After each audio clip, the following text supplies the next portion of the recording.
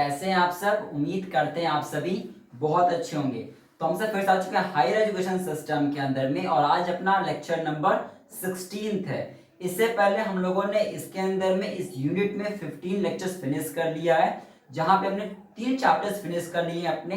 Chapter 1 जो हमारा था एशियंट इंडिया में कैसा एजुकेशन था, उसको हम लोगों ने लेक्चर नंबर 1 पार्ट नंबर 1 से पार्ट नंबर 6 तक फिनिश किया। चैप्टर नंबर 2 जो था हमारा, इसके अंदर में यानी एजुकेशन कैसा था, कैसे इवोल्यूशन हुआ, कैसे ग्रोथ हुआ, क्या कुछ हुआ पोस्ट इंडिपेंडेंस में, उस चैप्टर को हमने 3 लेक्चर्स में फिनिश किया। तो लेक्चर नंबर 7, 8 और 9 में फिर चैप्टर जो अपना पार्ट नंबर 10 से कंटिन्यूसली हम लोग पढ़ रहे हैं। चैप्टर नंबर 3 हमारा जो है oriental conventional and non conventional learning program in India. आज लेक्चर 16 में पार्ट 16 में हम लोग कवर करने वाले हैं एक्रेडिटेशंस इन हायर एजुकेशन, कि आखिर किस बेसिस पे ऐसे कौन कौन सी आखिर हमने बॉडीज बनाया हुआ है जो चेक करती हैं, जो देखती हैं कि किस जगह पे क्या काम हो रहा है, किस यूनिवर्सिटीज में जिस क्या वर्क परफॉर्मेंस कर रहे हैं वो, क्या जिस तरीके से रिक्वायर्ड है इकोनॉमी में कंट्री में, क्या उस तरीके से एजुकेशन प्रोवाइड कराया जा नहीं करवाया जा रहा है। यानी इन सिंपल शब्दों में कहूँ तो हायर एजुकेशन की यूनिवर्सिटीज को चेकआउट करता ही है, ये चेकआउट करते ही कुछ 3 बॉडीज जो मैंने लिखा है पे। तो टॉपिक है एक्रेडिटेशन इन हायर एजुकेशन। एक एक करके तीनों को समझेंगे, छोटी सी क्लास है और तीनों का कवर करेंगे, ठीक है ना। चलिए बात करते हैं, यहाँ क्वेश्चन एग्जामिनेशन में अक्सर आता है तो ध्यान रखिएगा। बात करते हैं आपसे, देखिए पहला क्या है, पहला हमारा नाक। देखिए ये क्या होता है, नाक की अगर मैं आपसे बात करूं तो इस शॉर्ट फॉर्म था नाक, आपका फुल फॉर्म, इसका फुल फॉर्म होता है national assessment and accreditation council. ये फुल फॉर्म होता है, ध्यान रखिएगा। तो इसमें शॉर्ट नेम भी याद रखना होगा और फुल नेम याद रखना होगा। फुल नेम क्या है, नेशनल असेसमेंट एक्रेडिटेशन काउंसिल। बहुत ऐसा होता है ना कि वो आपसे पूछ देगा कि बताओ ए का मतलब क्या होता है, बहुत पूछ सकता है आपसे बताओ एन का मतलब क्या होता है, तो कंफ्यूज मत होइएगा ना। ये है क्या, ये एक ऑटोनोमस बॉडी है जिसको यूजीसी ने बनाया हुआ है। तो ये क्या एक ऑटोनोमस बॉडी है जिसको 1994 में 1994 में यूजीसी द्वारा बनाया, यूनिवर्सिटी ग्रांट कमीशन द्वारा नाक को बनाया गया है, ध्यान रखिएगा। इसका हेडक्वार्टर कहाँ पड़ता है, तो ऑलवेज रिमेंबर इसका जो हेडक्वार्टर पड़ता है आपका नाक का, ये पड़ता है बेंगलोर में। तो बेंगलोर में क्या इसका हेडक्वार्टर है ना। इसको इसको स्टैब्लिश करने का, ऐसी चीज को स्टैब्लिश करने की राय कहां से आई, तो याद है आपको मैंने पढ़ाया था पहले की क्लासेस में, national policy of education NPE के बारे में हमने कमिटी से पढ़ा था, मैं आपको पढ़ाया था। तो हमने देखा था कि एनपीई दो बार बना था, 1968 में और एक बार 1986 में। तो जो 1986 में एनपीई बना था, नेशनल पॉलिसी ऑफ एजुकेशन बना था, उनकी ही रिकमेंडेशन था कि यार कोई ऐसी होनी चाहिए जो हायर एजुकेशन को प्रमोट भी करे और साथ साथ हायर एजुकेशन को चेक भी करते रहे। ठीक है, हमने पढ़ा था, बताया था उस समय आप लोगों में। तो यही बनाया गया था इनके द्वारा, जो यूनिवर्सिटीज को चेकआउट करती रहती हैं कि क्या हो रहा है उसमें, क्या जिस तरीके का हायर एजुकेशन मांगा गया है, जिस तरीके का हायर एजुकेशन होना चाहिए, क्या उस तरीके से वहां पे है या नहीं है।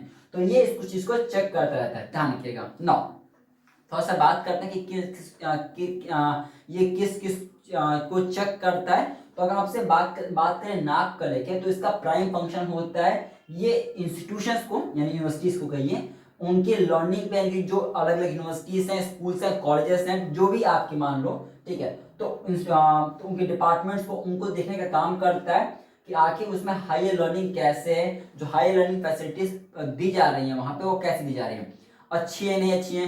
तो होता क्या है से जो अच्छी नहीं होती है तो उनपे कुछ फोकस किया जाता है, उनको जैसा फंड चाहिए, मे भी हो सकता है कि वो यूनिवर्सिटीज अच्छा परफॉर्मेंस नहीं दे पा रही because of the shortage of the fund. तो जब ये अपनी रेटिंग देते हैं ना, जब ये इस चीज को असेसमेंट करते हैं, तो उसमें पता चल जाता है कि कौन किस पोजीशन पे है, कौन क्या। तो उन इंस्टीट्यूट्स को या उन कॉलेजेस पे फोकस किया जाता है, उनको जिस तरीके की हेल्प रिक्वायर्ड होती है उनको प्रोवाइड करवाया जाता है, जैसे वह भी हायर लर्निंग में बेटर और अच्छा काम कर पाए। तो देखिए 4-5 क्वेश्चन यहाँ से बनने के चांसेस याद रखिएगा। पहला फुल फॉर्म याद रखिएगा, शॉर्ट नाम याद रखिएगा, कौन बनवाया, किसके द्वारा स्टैब्लिश किया गया, यूजीसी द्वारा, किसने रिकमेंडेशन दिया था, एनपीई द्वारा, कब बनना है, 1994 में, क्या किस किस चीज लिए बनाया गया है? तो यूनिवर्सिटीज कॉलेजेस को चेक करने के लिए, क्या चेक करने के लिए? हायर लर्निंग चेक करने के लिए। तो ये यहाँ पे बहुत इंपॉर्टेंट है, ध्यान रखिएगा नाक की बात के। तो चलिए आगे हम बात करते हैं। यहाँ पे दूसरा जो हमें बॉडी पढ़ के जाना एग्जामिनेशन के लिए वो है एनबीए। इंपॉर्टेंट है, मार्क कर लीजिए, बहुत बार पूछा है, 2 से 3 बार हाल ही में पूछा हुआ है एनबीए से। ठीक है, अब बात करते हैं एनबीए क्या। देखिए एनबीए की अगर हम आपसे बात करें तो इसका फुल फॉर्म होता है national board of accreditation. National board of accreditation, short name क्या होता है? एनबीए। देखिए मैं सिर्फ उतना बता रहा हूँ जितना इंपॉर्टेंट है, इतने दुनिया की चीजें नहीं पढ़नी यार, नहीं पढ़नी इतना दुनिया की चीजें, बहुत कुछ है पढ़ने के लिए, इस चैप्टर में बहुत कुछ है पढ़ने के लिए। तो सब नहीं पढ़ना, जो हमारे इंपॉर्टेंट है वो सही पढ़ना है हम लोग को।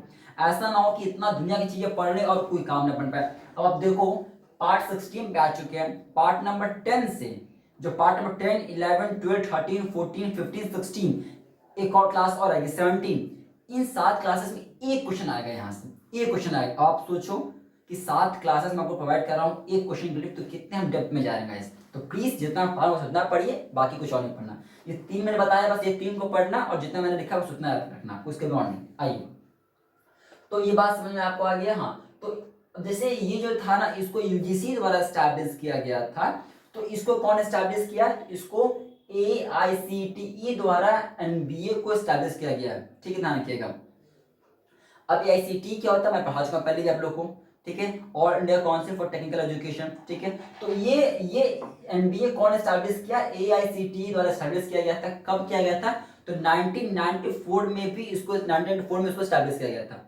इसका क्या काम होता है? इसका ये काम होता है कि जो टेक्निकल कोर्सेस हैं, जो टेक्निकल इंस्टीट्यूट्स होती हैं, वो उनको देखता है कि जो टेक्निकल इंस्टीट्यूट्स हैं वो टेक्निकल कोर्सेस कैसे प्रोवाइड करवा रही हैं। तो वेरी वेरी इंपॉर्टेंट, मार्क कर लीजिएगा।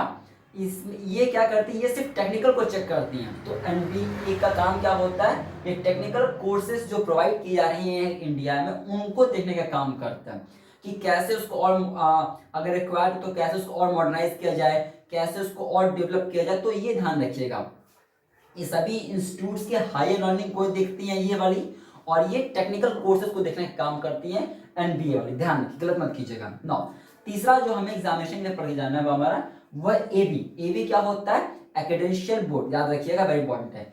ये जो होता है ना एबी एक्रेडिटेशन बोर्ड, ये लगभग 5 से 10 सालों के लिए वैलिड रहता है। ठीक है, जैसे ये टेक्निकल वालों के लिए थे, ये हायर लर्निंग के लिए, ये क्या कहते हैं, ये एग्रीकल्चर की चीजों में देखते हैं। तो क्वेश्चन एग्जामिनेशन में इससे और इससे आ चुका, इससे बहुत ही रेयर आया हुआ है, याद रखिएगा, यहां से आने के चांसेस ज्यादा है क्वेश्चन का। तो एबी क्या है? एक्रेडिटेशन बोर्ड है। इसको कौन बनाया है? तो जैसे ये यूजीसी बनाया, इसको AICTE बनाया, इसको बनाया गया था Indian council of agriculture research द्वारा। कब? 1996 में इसको बनाया गया। तो कौन बनाया एबी को? एबी को सेटअप किया गया है by Indian council of agriculture research, ICAR द्वारा ये बनाया गया है। क्या करते हैं ये? क्या करती हैं ये? Accredit agricultural institutions. तो ये क्या करती हैं? जो हमारी एग्रीकल्चर इंस्टीट्यूशंस होती हैं ना, उनको क्रेडिट, उनको रेट करने का काम, उनको एक्सेस करने का काम, उनको चेक करने का काम हमारा एबी वाली बॉडी करती है। बस ये 3 आपको पढ़ना है इसमें।